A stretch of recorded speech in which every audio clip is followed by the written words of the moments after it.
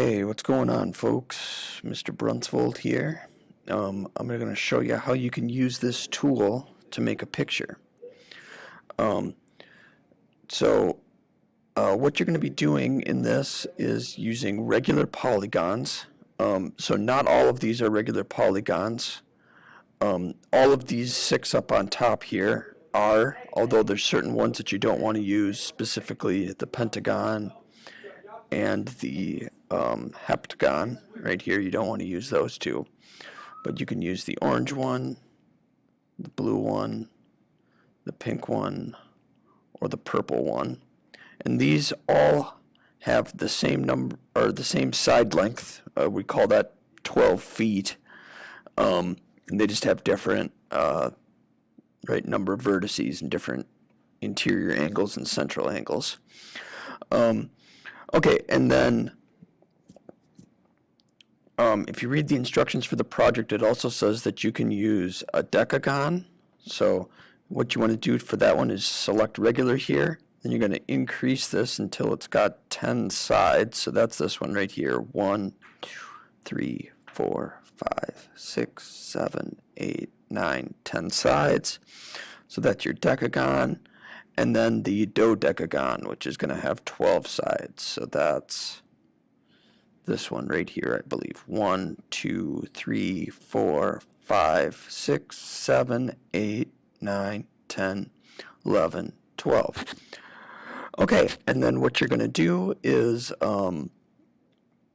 use these shapes, and you can change the colors if you want to. Like I'm going to change the color of this one to green, and I'm going to change the color of this one to, I don't know, yellow.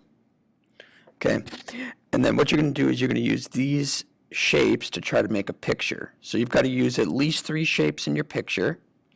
So I'm going to use this one, and then maybe this one. And then I'm going to if you do this one, it'll just copy the shape. So I'll go like this, and then I'm going to turn it like that. Maybe fit it in here, right?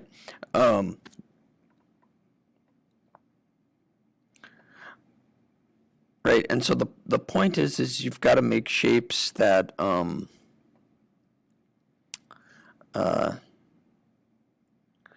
that fit.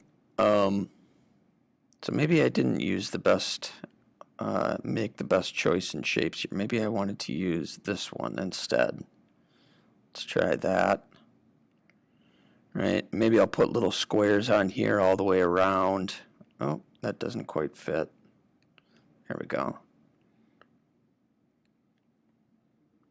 Right, and you can see there's a little bit of space in between, but not a lot. Let's see here, does that work?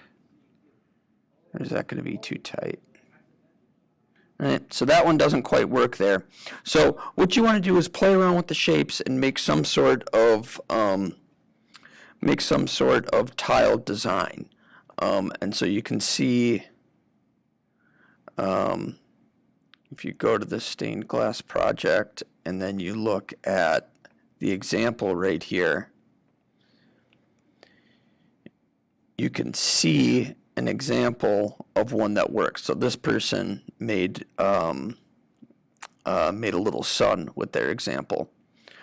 Remember that you've got to use at least 20 tiles total, right? So you're gonna have to make copies of some of these, and then you've got to use at least 3 different kinds of tiles. Now the kind that I used didn't work because this one doesn't actually fit in there, right? It overlaps with this one. So you don't want them to overlap at all. You want them to fit together nicely.